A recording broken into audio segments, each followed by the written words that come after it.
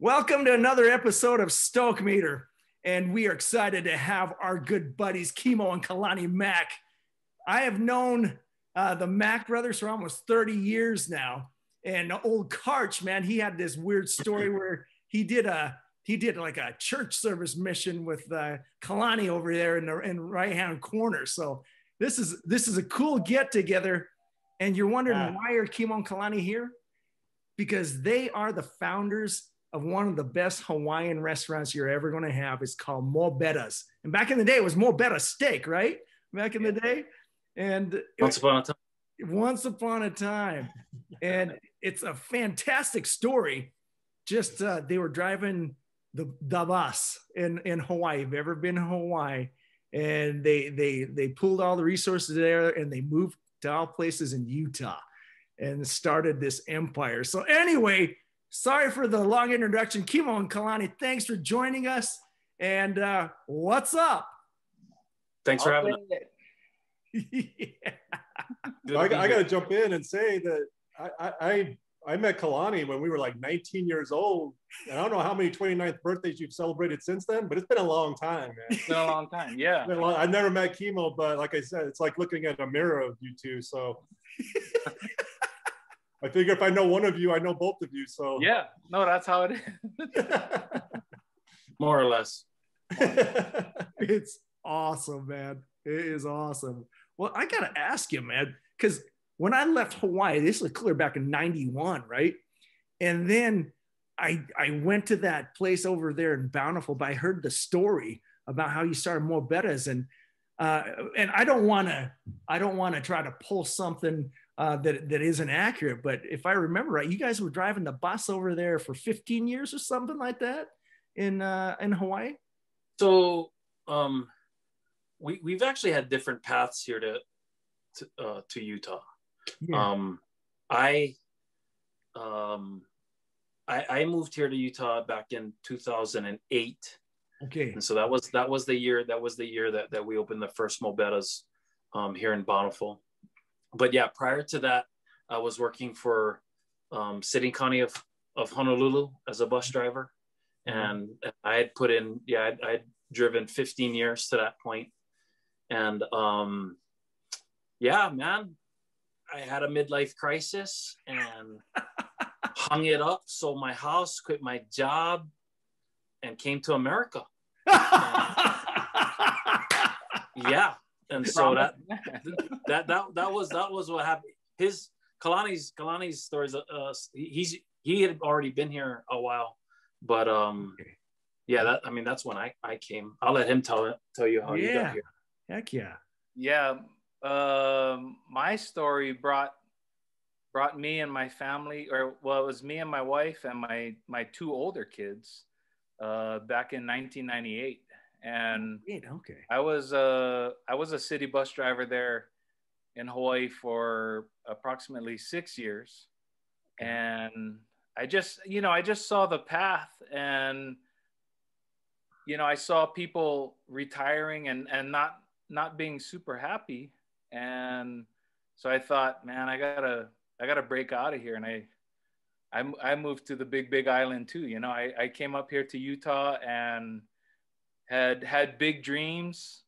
I thought, man, we'll go up there and we'll do something amazing and stuff. And part of it was trying to get away from my family too, but everybody ended up following me up here. And the one sibling I wanted to really come up here was Kimo, but he was the last one. He didn't come up, like he said, till 2008. Wow. And man, we struggled. Let me tell you, my wife and I, we experienced some major struggles back in '98, and even a bankruptcy, and it just was tough. It's tough to leave, what was a pretty good job in Hawaii, driving the bus, working for the city and county of Honolulu. Yeah. And trying to make a go at it. So yeah, it was tough. We had a tough Bro, no, he left out part of the story. Mott's. So, and Mott's, I'll bet you know a little bit about this. Yeah. So Kalani and I, before he moved, we were both involved in a network marketing company with all the Hawaiian. You know all the Hawaiian guys, all the BYU Hawaii guys.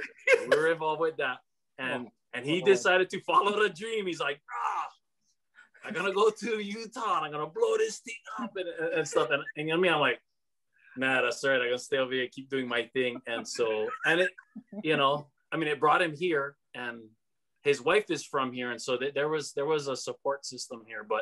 But yeah, we got caught up in that, and I never got as do most people. I never got the check. Like everybody was waiting, everybody was getting paid, but I never got that check either. Yeah, everybody's like, right, getting these checks, man. Check out these checks. Got this check in the mail. I'm like, oh, me too. I never got it. Yeah, did you get that check? I didn't get the check. For some reason, everybody was getting checks but me. Oh, yeah, I remember. I didn't know you two were involved in that one. I had heard about the whole ring that got into that stuff over there. So it was a little crazy, man. A little crazy. I mean, to tell you the truth, though, not to talk bad about network marketing, stuff like that. I think it's there's value there, and you learn stuff and you meet people, and you learn about yourself, about being ambitious and stuff like that. So I never think that joining a network marketing company is a waste of time, you know, and so, you know, it's just life experience. And I think everybody should do it at least once. Oh yeah. Well, I don't want to point out the obvious, but I don't know if you guys realize, but for most people, the dream is to go from Utah to Hawaii. You know, so yeah, a little back, man. We're a little backwards. Yeah, how does that work? You went from like beaches to snow, high elevation. It's like that. It's like that Bitcoin guy. Did you hear about that Bitcoin guy that made like 20 million on Bitcoin? And then he takes his money and he buys restaurants with it. And I'm like, what, are you crazy? Like, I'm trying to get rid of the restaurants and get 20 million. Like, I'm trying to go the other way around. I'm like, bro, you're going backwards. But yeah, the grass is always greener. It is. It totally is. It's funny how because the funny thing is this show originally started in 2008, and like after a couple of years, we were done for literally a decade, man. And just to see the comparison, you're never supposed to compare, but it's amazing to see the trajectory, because I remember going to that place in Bountiful and ran into a bunch of local guys from Hawaii that I knew, and Kimo, you were there, just, wow, what's up? And that was a small shop back in the day, right? Oh yeah, we still have it. Yeah, it's amazing. And I'm just wondering though, so when Kimo, when you went to Utah, I mean, how did you guys come up with the idea, let's start a local Hawaiian restaurant in Utah? So let me tell you part of what happened. Right. Was my wife and I, you know, if you rewind 18 months, right, we had made a decision that we would move to Utah. And our first decision was for me to finish school, because I had made these attempts at college. I eventually did a 2-year degree at the community college. So by degree, I guess I'm a liberal artist, because I have a 2-year degree in liberal arts. Whoa. I don't know what that means. And went up to University of Hawaii and got caught up there, and I got caught up in a bus strike. We had the bus drivers went on strike for 5 months, and that snowballed. And anyway, long story short, you know, at that time, you know, I'm in my late 30s, and I'm like, the clock is running out. I need to start making some decisions on what to do with my life. And so we had set this thing in motion that we were gonna sell our home and move to Utah. And the first thing I was planning on doing was coming up here, finishing school, and then when school was done, then to go back home and then restart. Right. But as I was sorting that out during that time, I realized that there was a lot of barriers for me, like, out of state tuitions and getting into the programs that I'm trying to select and doing it in a timely fashion. And there was just all these things coming up. And I started realizing that that's not where the path that I was supposed to be following. Exactly. And interesting at that time. And, and even though I lived in Hawaii and Kalani was here, like we talk almost daily. I mean, by that time, we had cell phones with unlimited service. And so we would talk all the time, almost daily. And we'd always just talk about things that we could do, business ideas. He introduced me to Robert Kiyosaki, Rich Dad, Poor Dad. And we were talking about business ideas and stuff. And so I started shifting my thinking toward, maybe I should go there and start a business. Right. And interestingly enough, in Robert Kiyosaki's book, he says to take this exercise. And the exercise is, he says, get a piece of paper, write down 10 business ideas on that piece of paper. Pick one and go start a business around it. And he said, statistically, before you get to the 10th one, because the first one might fail. He goes, if it fails and you go to the second one, statistically, before you get to the 10th one of those will make you rich. And so I took it literally. I said, okay, wow. I'm gonna do the exercise.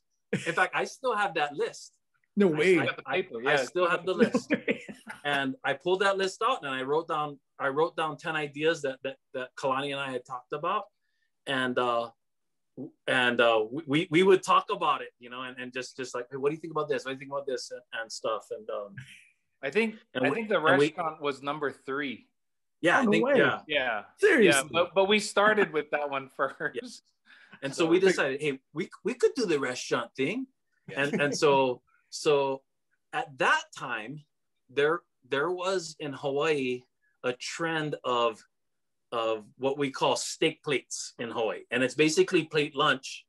Right. But what they were doing was the local grocery store in Kaneohe, in our hometown. Right. They would have this barbecue set up, and once a week they would be out there grilling up steaks, and they would plate it with rice and salad and a drink, and they'd sell it for like $10.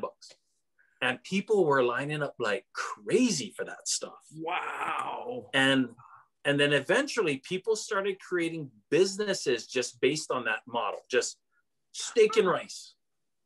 And these businesses started popping up. And so Kalani didn't see that because he was in Utah. And so I started telling him, like, hey, there's this interesting businesses that are setting up that they're selling literally just one thing. But it's crazy. And I would go, in fact, there was one called Blazing Steaks. And they had a location at the Windward Mall. And I would go there and I would sit in the food court and I would count heads. I would just count people and how quick they were coming through.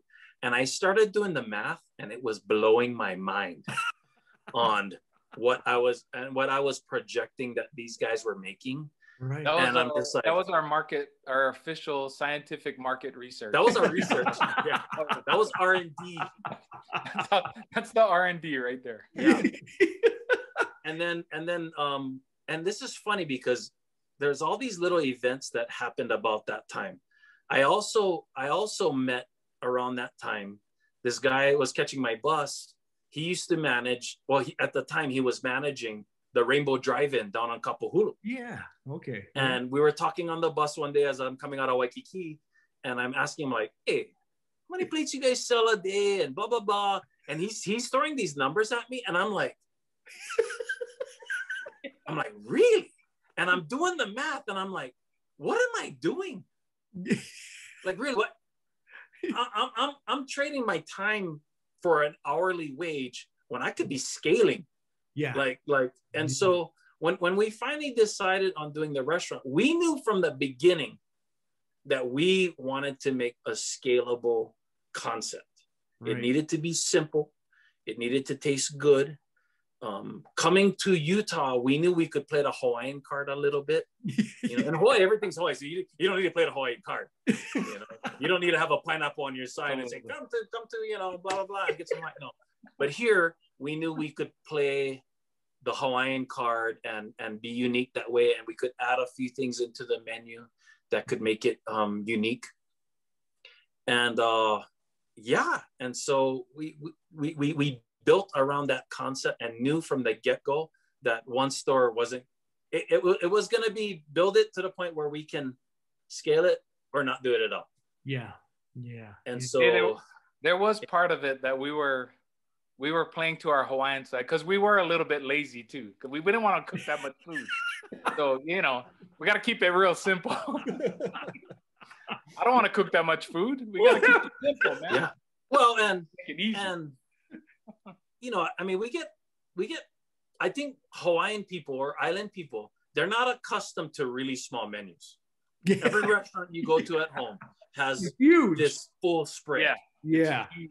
You know, yeah. And so, and they do it right. Like you can get sweet sour chicken, sweet sour pork, sweet sour chicken, steak, whatever, and then you can get teriyaki chicken, teriyaki steak, teriyaki. I mean, they just you know.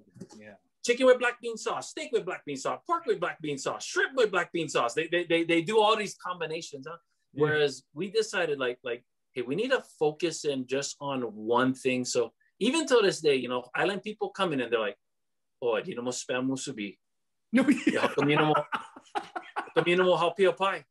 You guys don't make loco moco. Like the things that are essential back home. Yeah, the staples, right? Yeah. Yeah. So some of those things we don't do. Right. And it was by design. It really was. It was by design that we stick to a certain model. And because like literally our waste is very little. And that's one of the secrets to our success is we don't waste a lot of food because we're not making all this stuff that nobody's buying. Yeah. And so there was some intent there. Trust me, we were as inexperienced as they come when it comes to running a business and knowing a lot of things. But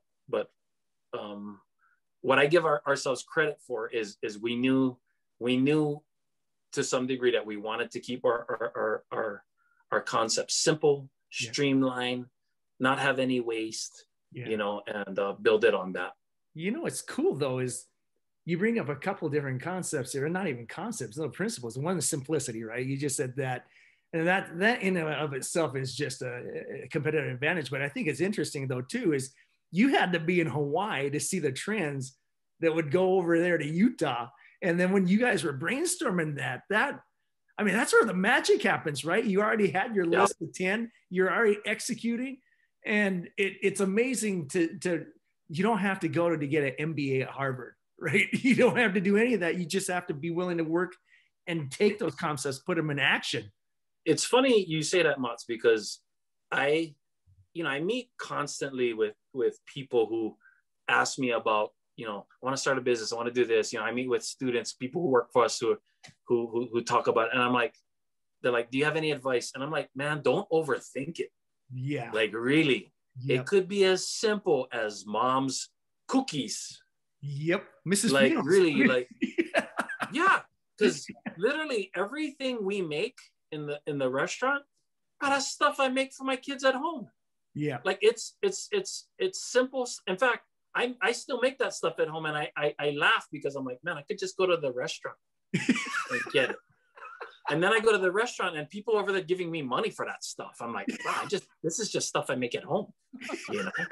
And so really it's like, it goes to show that, you know, if you look at the big, at least this is my philosophy, you look at the big picture, you know, the Lord has put us in different places and have given us all different experiences growing up. And wow, those things have value. Oh yeah. They really have that. And I think sometimes we discount, you know, where we're from. And I think about all the concepts in the world that, you know, like for instance, like soul food. Yeah. Like I think about soul food and how many people love soul food, but has soul food come to the white community yet? Yeah. No. Yeah. But I tell you what, like man, I love me some black beans and some collard greens and all that kind of stuff. And really, I think like even like Jamaican food, a lot of the Southern food, like you go to the South and there's all these little Southern restaurants and stuff like that you experience there. But has it come into, you know, a place where, I mean, we got Popeye's chicken. Yeah.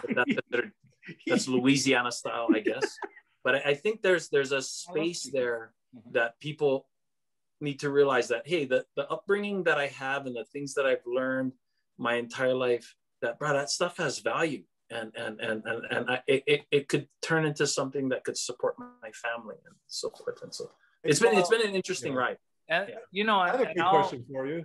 I'll interject real quick on that thought. It's just really, it's sticking to your culture too. It's sticking to what you know. Yeah. And Kimo brings up a really good point, because, you know, all of our Chinese, for example, all of our Chinese brothers that do Chinese food, man, it's not the same, you know, and there's a lot of places that they like to change their food. I mean, Panda Express is one good example. Their noodles are different in Hawaii than they are on the mainland, you know, and it's like, man, you gotta stay consistent, stay true to your culture, and know that, hey, people will they'll like your food for what it is. Don't change it and try to appease, you know, what they think they want. You just show them your culture and say, hey, just try it, you know, just try it. For a long time, we weren't gonna serve macaroni salad.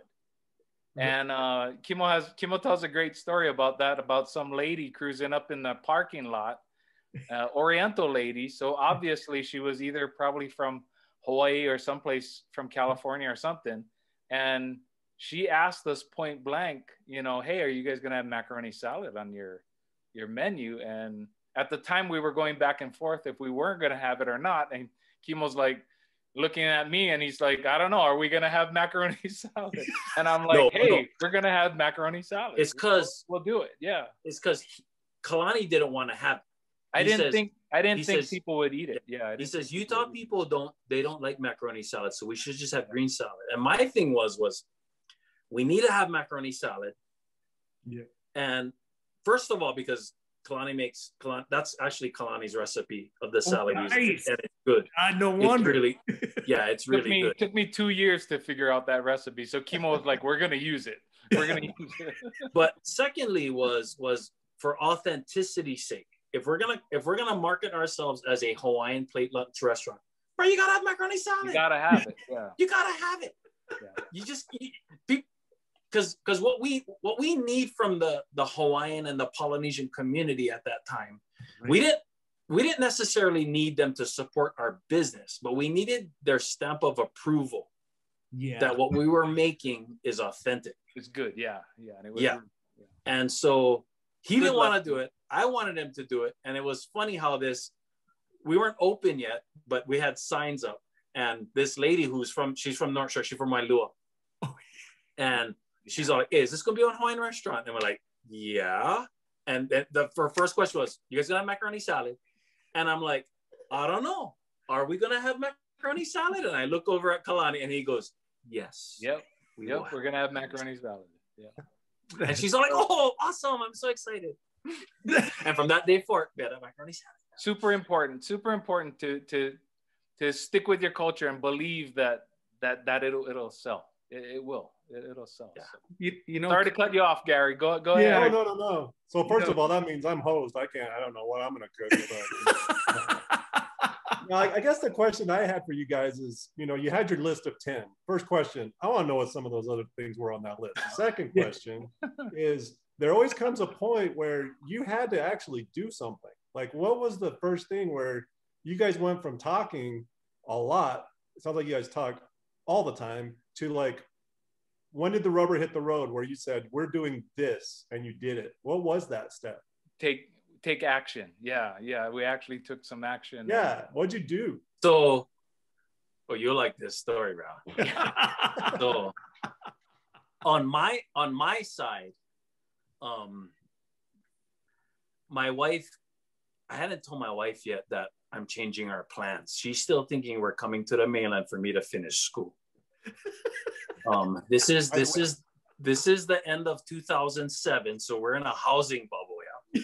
So we decided, hey, we need to sell the house now, and we make some money, so we can live on that money while I'm in school.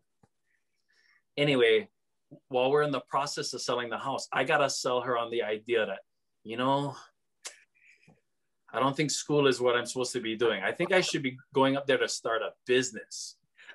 Holy crap. That didn't go over too well at first. But you know, my wife, to tell you the truth, and this is really poignant in our marriage, and this was a really neat point, that she went along with it. And I didn't question her about that until years later. Like, I kid you not, it was probably 5 or 6 years later, after we'd been in business for 5 or 6 years, I realized what I exposed my family to and how much risk I exposed them to. Yeah. And I went back to her and I'm like, what were you thinking 5 or 6 years ago when you said it was okay for me to, like, I was a little punchy and upset. I'm like, you're supposed to be the voice of reason. Like, you didn't try to talk me out of it. Like, what are you, nuts? Like, I question your judgment now. Like, this is crazy. And she said something that really, for me, and the amount of respect that I have for my wife, this goes above and beyond. And she told me, she said, she goes, when you decided that that's what you wanted to do, she goes, I didn't put my trust in the business. She goes, I put my trust in you. And she says, up until that point in our marriage, you know, we had been married 15 years already. Wow. She says, we had never been without the things that we've needed. In fact, we've had a lot of the things that we've wanted. And she goes, that's what I put my trust in. She goes, I trusted that you would hustle no matter what we did. And she goes, that's where I put my trust. And I knew you would deliver on that. And I was like, I was blown away. Wow. Because, you know, most people that I've met while we've been on this journey, and I've told them my story, I always get the same thing. Well, I get the same response a lot of times where men will tell me, man, my wife would never let me do something like that. and it's like, so that means that was this guy. My wife was pissed. I was in the doghouse for months, man. No. Okay, let me tell you what he did. I need to tell this story. So I quit my job. We sold a house. We use what we sold on the house to capitalize the business. I quit my job the last day of March of 2008. April 1st, I'm on a plane coming to Utah. The very next day, the day after my last day. My family's still at home in Hawaii, finishing out school. So I said, I'm gonna go up there. I'm gonna go. I gotta find a restaurant. I didn't have any plans. I just need to get up there. I need to get up there and start this thing going. So the day we fly in, Kalani found our restaurant, our Bountiful store. He had a listing, and he goes, let's go see this spot. And so we went and saw it. Blah blah blah. Anyway, we over the next couple of weeks, we get the space, we get the lease taken care of, and we start setting up the restaurant. And so every day he comes over, and we're just figuring out. We don't know how to set up a restaurant. We're just like, yeah, we can do this, you know. So we're sorting all this out. What I didn't realize was he quit his job, but he didn't tell his wife.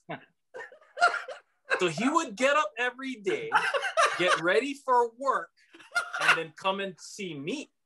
Oh man! I had at least 2 weeks, right? I was 3 weeks later. 3 weeks later, he doesn't get a paycheck, and Sarah's like, "Did you get paid?" And then he's got to come clean. Said, well, actually, I quit my job 2 weeks ago. You can finish this story. Well, and yeah, Kimo went home back to Hawaii to pick up his family, and man, the pressure was on. I hear my little brother is going home to get his family, and they're gonna come up and we're gonna start this restaurant. And man, I can't let that thing just be sitting there, nobody working on it. So I just pulled the trigger, and I had just gotten paid. So I knew I had at least 2 weeks of no questioning from the wife. And yeah, after those 2 weeks, the wife was like, "Hey, did you get paid?"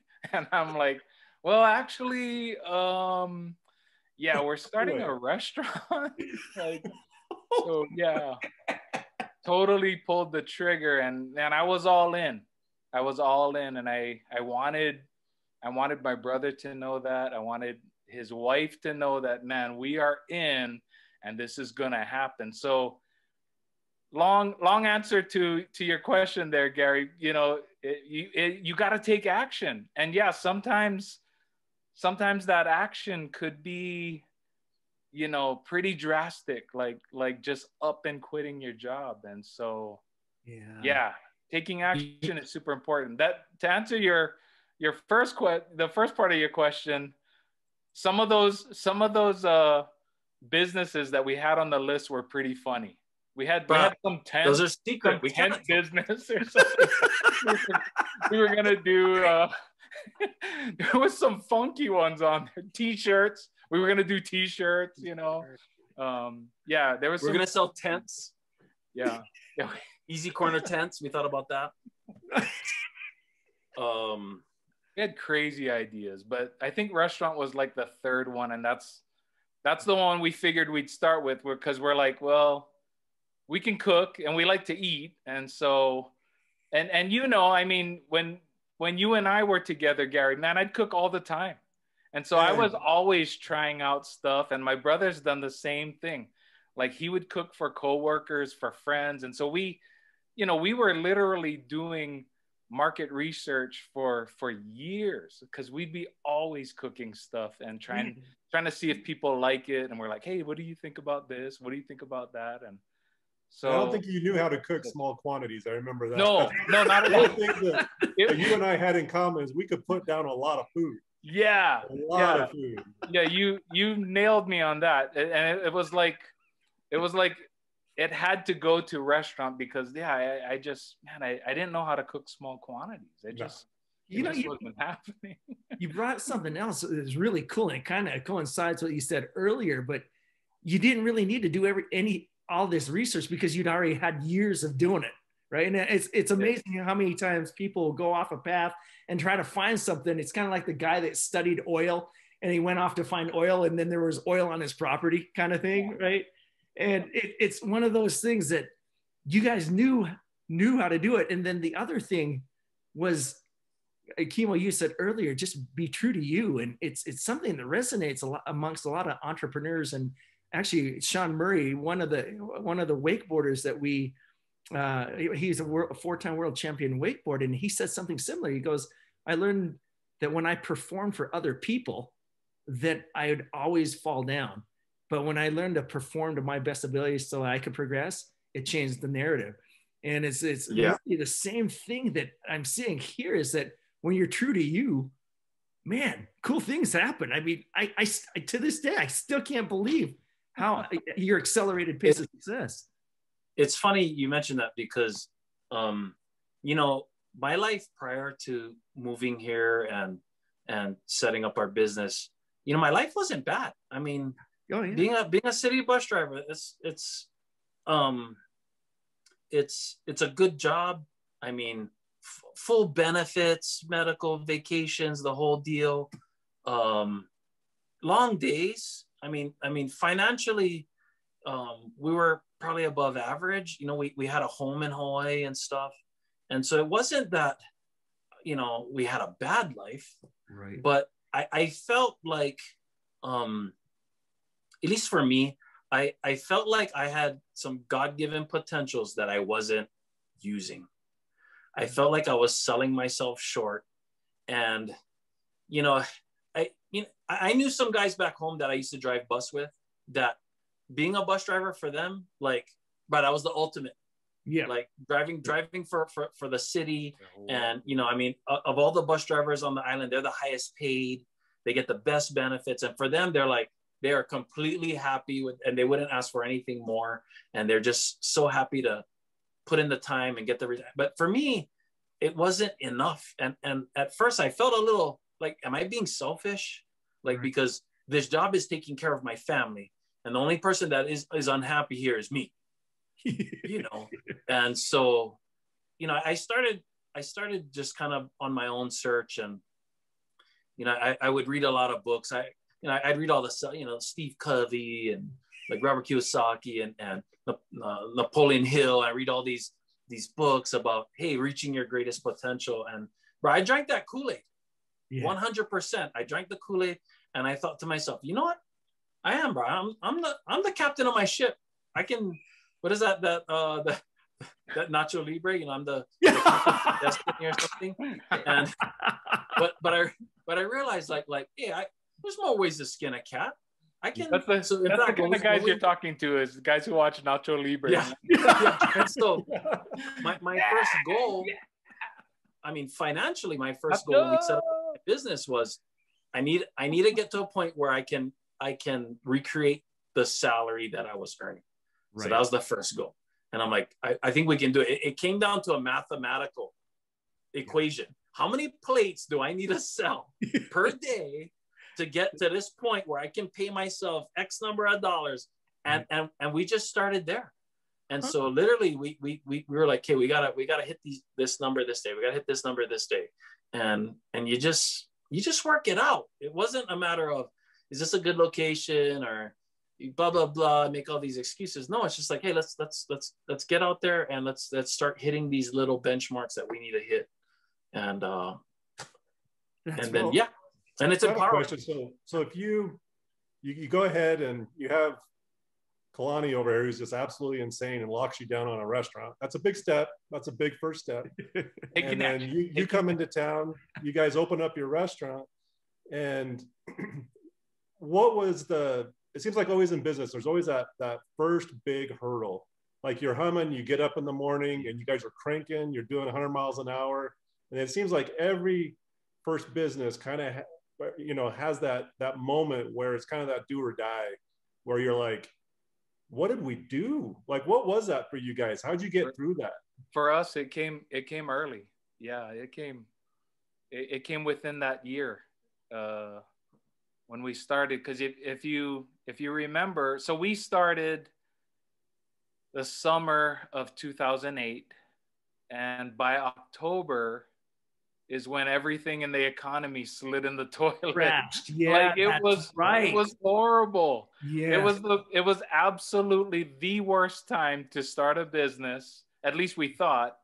And yeah, by the time Christmas came, I mean, Kimo and I were working in the store, and literally 5 hours would go by in between lunch and dinner, and we'd just be standing around. You know, we'd be shooting each other with airsoft guns and stuff.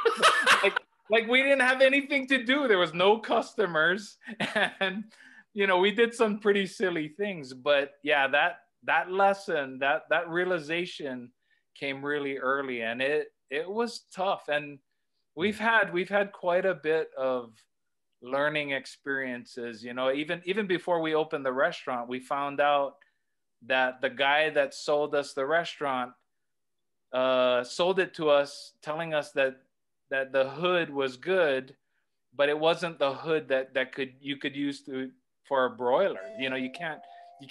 It was the type 2 hood, but that one was only for steam. And so right off the bat, we were like, oh my gosh, we got to go find a different hood. And it cost us like 10 grand. Oh, man. You know, we had already plunked down all this other money for the restaurant, and we had a hood that we couldn't even use. So yeah, there's been a lot of lessons. But you know, Kimo and I, we always put our heads together, and we like to call those moments when we pay tuition. I like it. Yeah, Yeah. you pay that tuition, you learn the lesson, and you never do it again.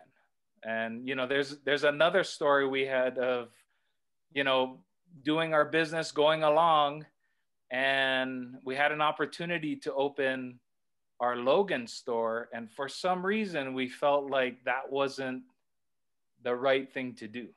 We had the money sitting in the bank, and we were like, man, everything points to opening that store, but for some reason we just didn't feel good about it. And come to find out, we owed payroll taxes that we didn't know you're supposed to pay payroll taxes, and the amount of money. No, it was workman's comp or workman's comp or something we didn't realize that we were supposed to pay that. Oh no, it was our quarterlies. Sorry, not that. Yeah, it was money that we owed. Yeah. But we had, it was a lot. Just because we didn't do the Logan store, we ended up having enough money to pay those. But man, it could have ruined us, and so you take those times, you learn from it, and I'm proud to say most of the time when we make a mistake, we only make it once. That's fantastic. So we try to really learn from those times, and man, we've lost a lot of money. Like there's been some tuition paid. We paid some serious tuition. So Ivy League type tuition, right? Yeah. Yeah. When people ask me if I went to business school and stuff like that, I tell them no, but I paid the tuition. Yeah, we paid it probably 3 or 4 times over. Oh yeah, yeah. And you know what? You take it in stride, like he said. Like, I mean, let me throw some numbers out for you. Yeah. When we opened the first store, it probably cost us somewhere around $130,000, right, to get that store open. Now this is all capital that I made on my house back in Hawaii. I sold the farm, right. Sold the farm and went to America, took the wad and threw it down on that restaurant. I overpaid on that, knowing what I know now and what I should have paid and what, to get that up and going like how we had it. I probably could have did it for under 30 grand. Oh my gosh. Yeah. So we overshot that, just on tuition. Bad negotiating, and just not, because we didn't know. It's our first. You just don't know what you don't know. Yep. Yeah. Anyway, we fast forward a year. When we went into our second location, you learn something during that first year and how the industry works and stuff like that. When we opened our second store, we opened it for about $25,000. Oh, nice. So we learned a lot. We paid that tuition. We learned what we needed to learn. And now, granted, we've poured a lot of money into that store just to get it to where it is today. Right. I mean, it's been 12 years that store, but we were able to get up and operating and start a cash flow for about 25 grand. A year and a half after that, when we finally got our Logan store open, we opened that one for about 13 grand. Oh man. Yeah. What's the price of a used car? Yeah, super cheap. So, you start networking and you start learning how these things work and stuff. And fortunately for us, the recession was a huge part of that. Both of the second and third restaurant were both failed restaurants.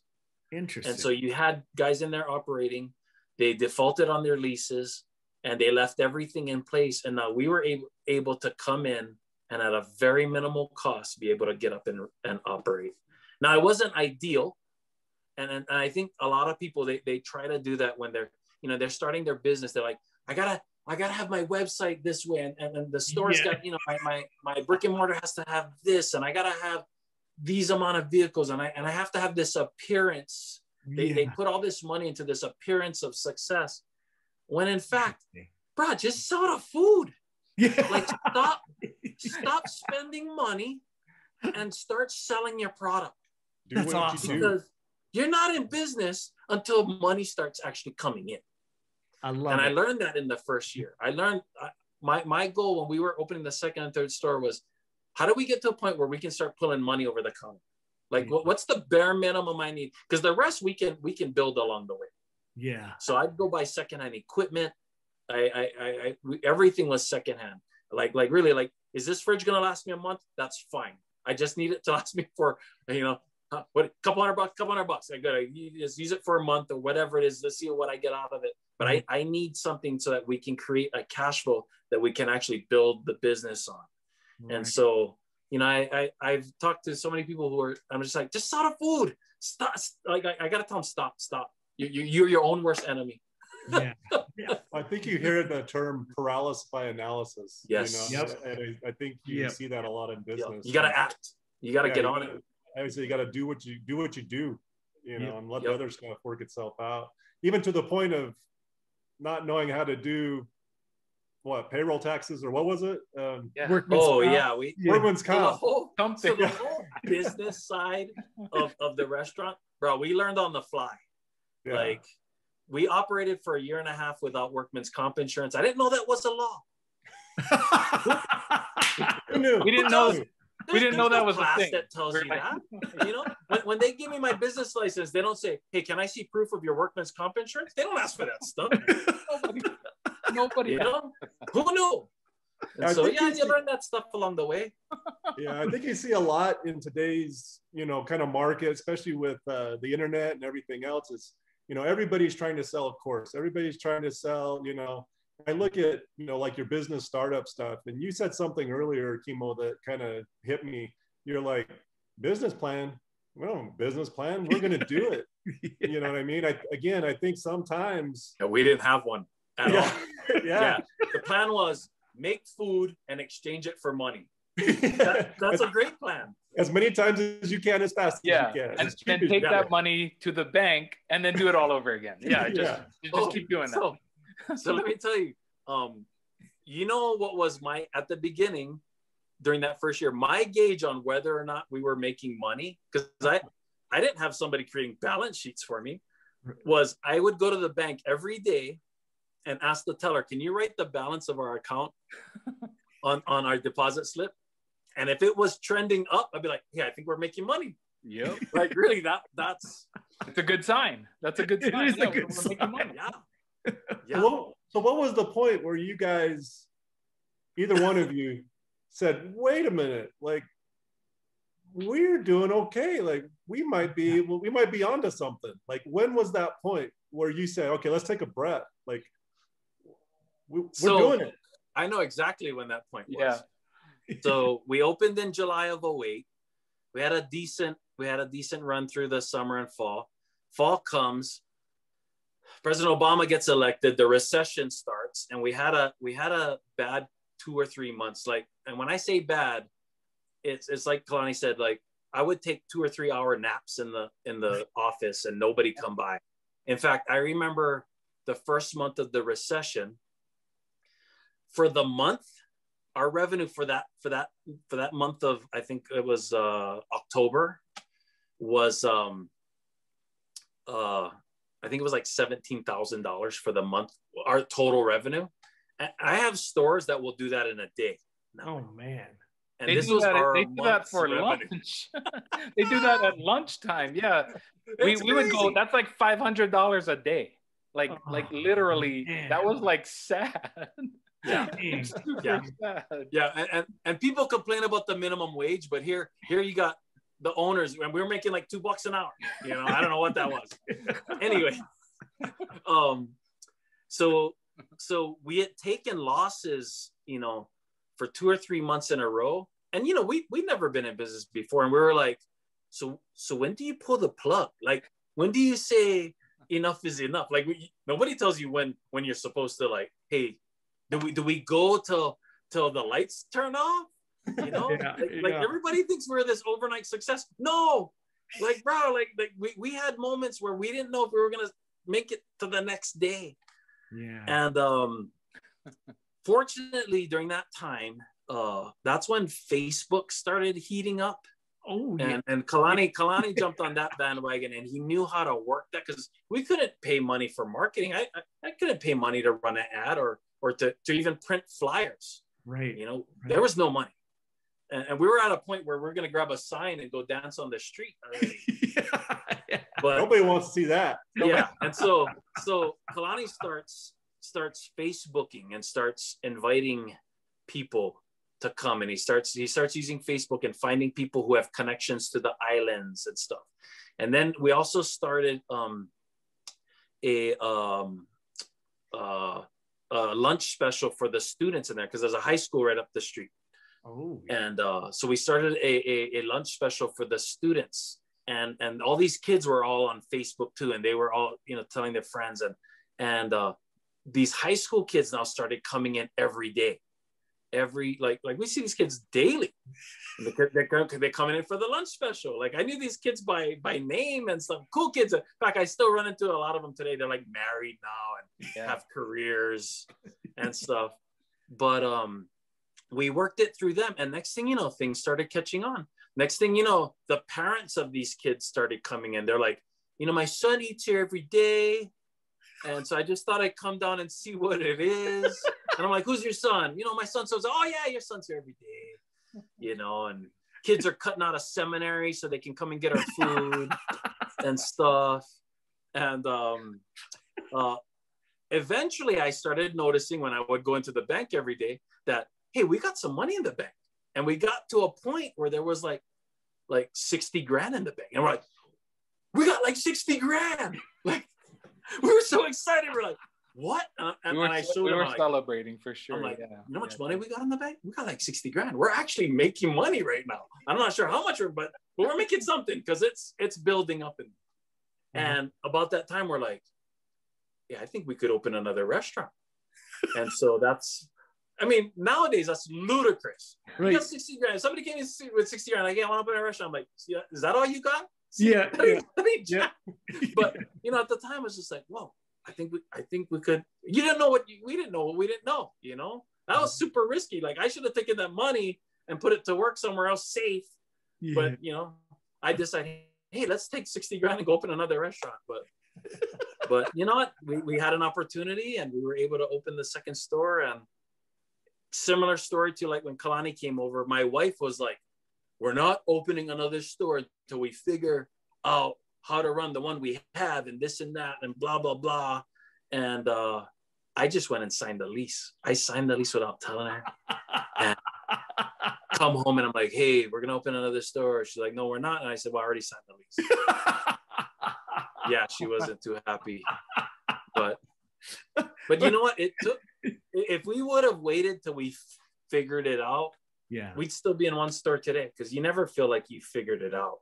Man, you guys this is like a clinic of lessons. I mean, that in the middle of a daggum recession, you found an opportunity to use Facebook. I mean, heck, Facebook. Yeah, that's amazing. And in the middle of a recession, you make a profit. And then the other lesson too is just go for it. And to Gary's point, paralysis by analysis is something kills us. I mean, due diligence is fine, but too much. Oh yeah. Man, this seriously is a clinic of learning right now, guys. This, by the way, whoever listens to this is kind of reckless too. I love it. Let me tie it in a little bit. So you guys know this. I mean, so Kimo and I, man, we grew up at the beach. We're just beach bum kids, and you guys know, and Gary, you know this too, and this applies to your guys' sports team. Yeah. Man, when you're sitting in front of that wave on your board, and that wave is coming, man, you got to commit, you know, and that's something that's kind of inbred in Kimo and I, just being old surfer boys from the islands, is when that wave comes, if you're going to stand there and not do anything, you get pummeled, and that wave will come and take you over. And so, you know, it's kind of weird that us as local boys from Hawaii, we kind of did our business the same way. The wave came, and man, we just paddled. You know, you just paddle and you just take it and you just do it. Drop in, but I got to drop in. Yeah, sometimes you just have to drop in and make the best. And that's how you learn. Really, I mean, we learn those lessons. And, you know, I mean, taking it back to the wave analogy, if you're standing out there in the wave and a wave comes and it pummels you, there's no way you're going to stand there again and just do the same thing, right? You're going to paddle or do something and figure out or look around and say, hey, what are these guys doing? And literally, you know, that's kind of what we did. We did the same thing. We just dropped in and we just picked people's brains and we're like, hey, how did you guys do this? How do you do that? How did you create this? How do you guys solve this problem? And it is kind of that island mentality that we went into our business. And, you know, that even being a little naive was probably okay. And it was okay to not know, because yeah, it didn't cause us to have that paralysis and just stand in front of the wave like a tourist, you know, and just be like, hey, we'll just take it on. So I like to think that that's kind of how we attacked our business, and we kind of had that same mentality. So you know, I think if you look at, I'm sorry, go ahead. No, I said the restaurant industry has these standards, yeah, that they like to meet in order to consider it's successful. And so because we didn't come from the restaurant industry, we didn't know what they were. Like, for example, the restaurant industry likes to use as a standard that you get a return customer once a month, and that's what they shoot for. You try to get enough bandwidth on your customer base that everybody comes back once a month. And my goal was, I wanted small bandwidth, but I want these guys coming in 2-3 times a week. Oh yeah. And I actually proposed that to somebody from our food vendor side, and they kind of laughed at me. They're like, well, you know, let me tell you something. The restaurant industry. And I'm like, I don't care about the restaurant industry. I said, I know what I like. I know how often I eat at certain places. Yeah. And I think I can create a space that we can have this. And so, you know, I noticed a lot of businesses try to do that. Or at least, you know, when in the era that all of us grew up in, you have the Denny's of the world, but they got something for grandma and something for the kids and something for your uncle and your dog. And it's like, why are we trying to bring in everybody? How about we find our focus group and bring in 2-3 times a week? Yep. And then that way they're your most loyal customer, and they're the ones, that's your bread and butter. They're the ones that you can depend on. And they're the ones that are there, and they don't care what it costs, because they love you for whatever reason, you know, the product is, whether it's they like the customer service and they like the food and they like the experience and stuff like that. You know, we try so hard to make everybody happy. Right. And to tell you the truth, you know, I see negative comments online all the time, and to tell you the truth, I don't care. That's a great point. Because I know who our customer is. Yeah. It's like us. Rarely will you ever see us offer a coupon. Yeah. And the reason why I don't like coupons is because I think coupons bring in a different customer. Yeah. And I don't think that customer is our customer. Yeah. And so, you know, our like for me, I never use coupons. Never. You'll never find a coupon in my wallet or one of these cutouts where I can get 2 Whoppers for the price of 1 or whatever. Like, I don't give a rat's about that stuff. I'm going to eat what I want to eat. And I feel like our customers are those types of people that I don't have to lure them in with 20% off or something like that. And so that's just that we've tried to follow our gut on who we want as customers. And in fact, we've had times where we've told customers like, hey, you know what? I don't think we're the right choice for you. Like, really, like if it's too expensive or whatever, but there's plenty of other choices and stuff. And because, you know, people will come in and complain about, you know, whether it be the prices or certain things. And so we tell them, you know, maybe we're not the right restaurant for you, but they still come. But your food's so good. I'm like, well, stop complaining. Really, like, you know.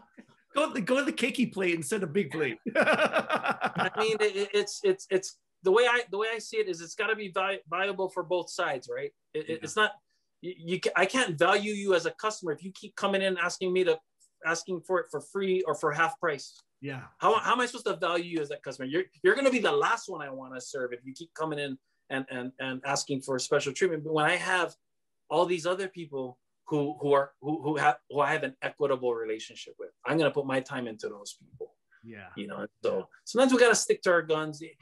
One of my partners told me something really wise, and I constantly remind myself about this.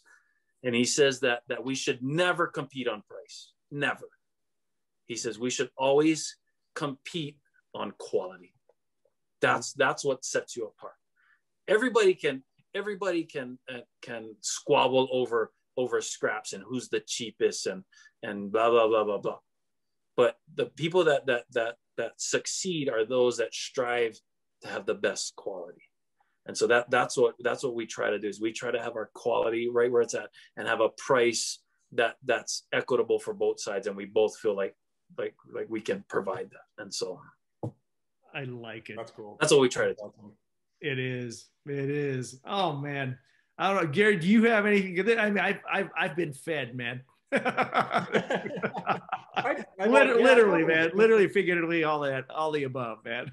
I want to step back to Kalani's analogy, because I think that is actually really, really powerful. Because, you know, talking about your surfing, you know, you paddle like crazy, and you look for that opportunity to jump in.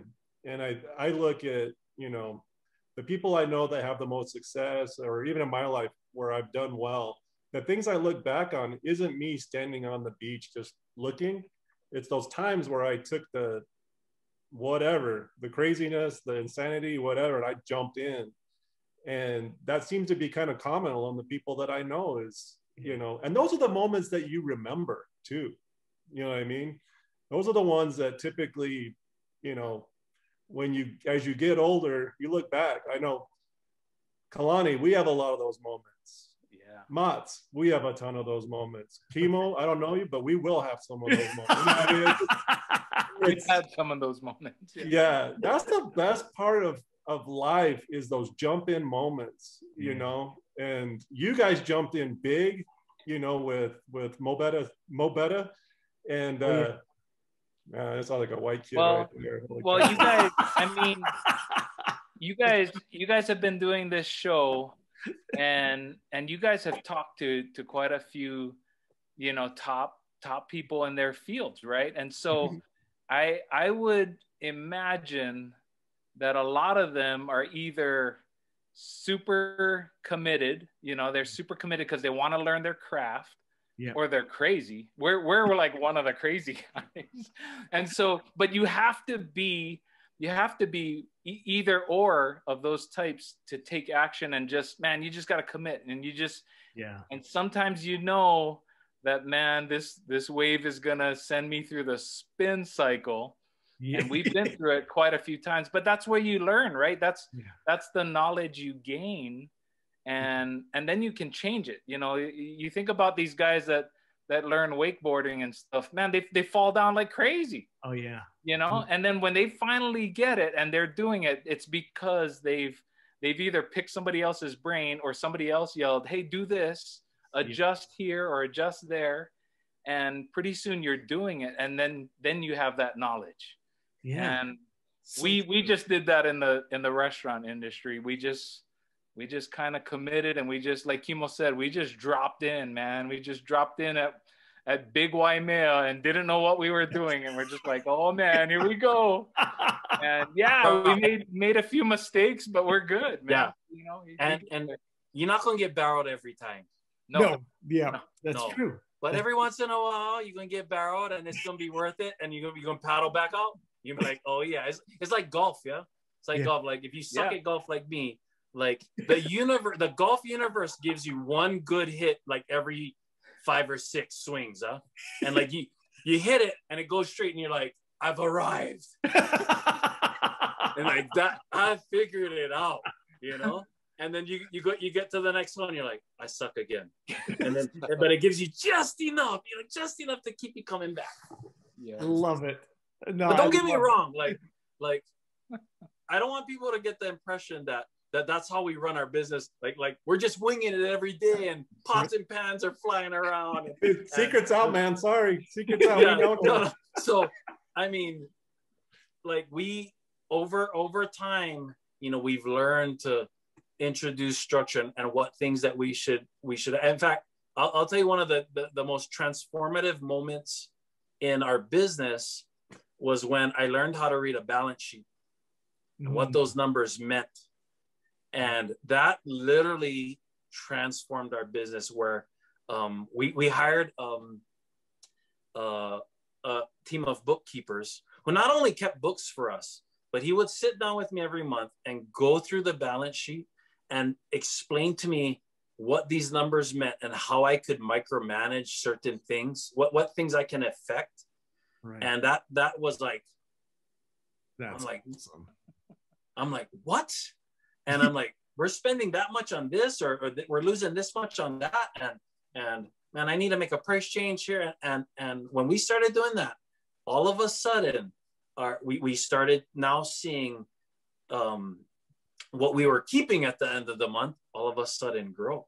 Yeah. And as that success grew, we could bring on better people. And as better people started coming on, we could scale more.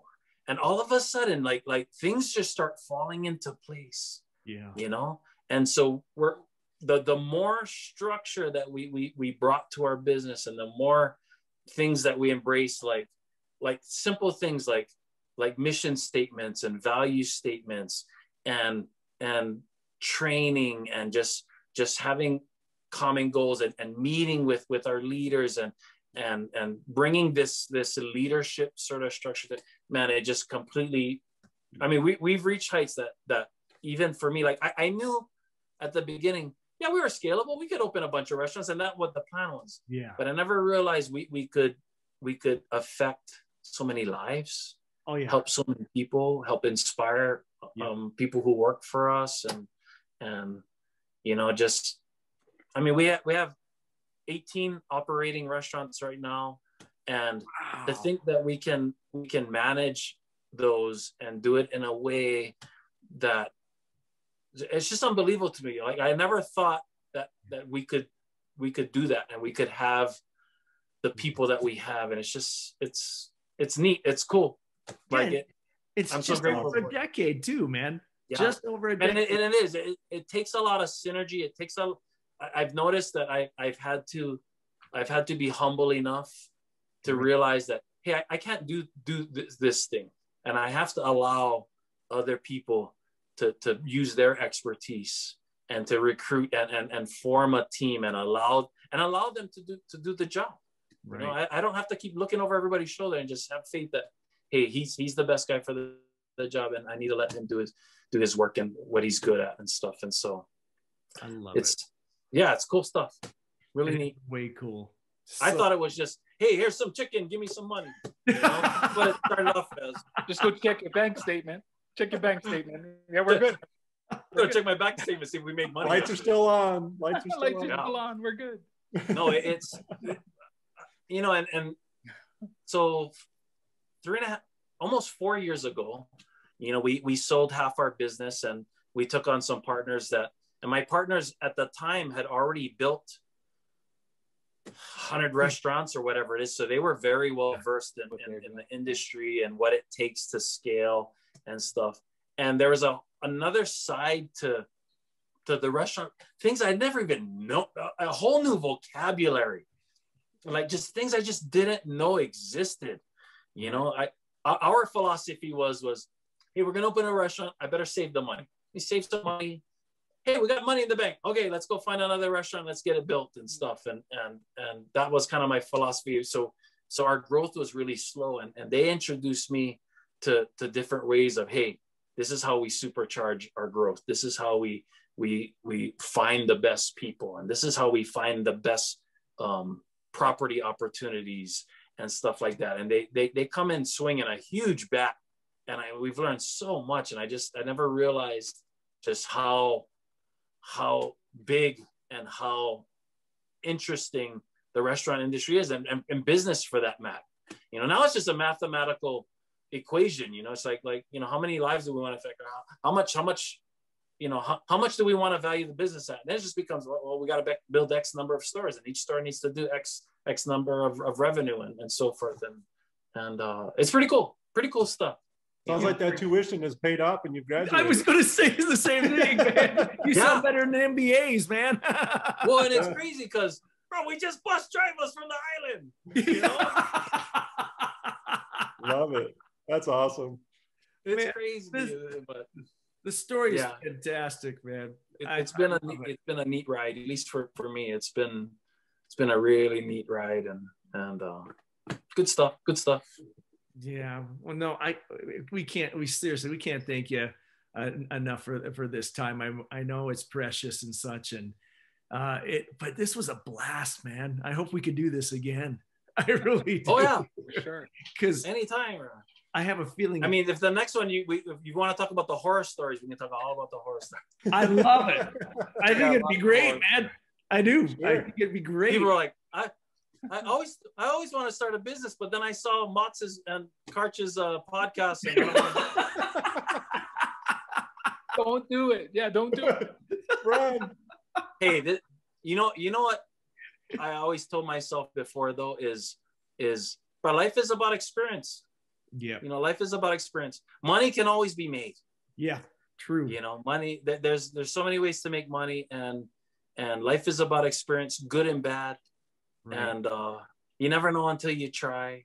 And sometimes you just gotta try. Yeah, you just gotta drop in. And you know what? Chances are you're gonna get pounded on the first wave. Yep. Hey, there's my I'm gonna start a t-shirt company now. Thank you for that. I appreciate it. I'm gonna copyright it. Yeah. You're probably gonna get pounded on the first wave, but I tell you what, you keep dropping in, eventually you're gonna get barreled. Yep. Yeah. That's okay. It's like fishing, huh? You keep trying that line out there. Eventually, one of them gonna catch fish. Yeah. You know. And so. Thanks, guys. I really appreciate your time. It's good to meet you, Kimo. It's good to see you again, Kalani. Big time. I can't tell you, man. You guys. And you know what? We should have did this like at a Korean barbecue or something. We could have just all sat around. I think we need to. I think we still need to.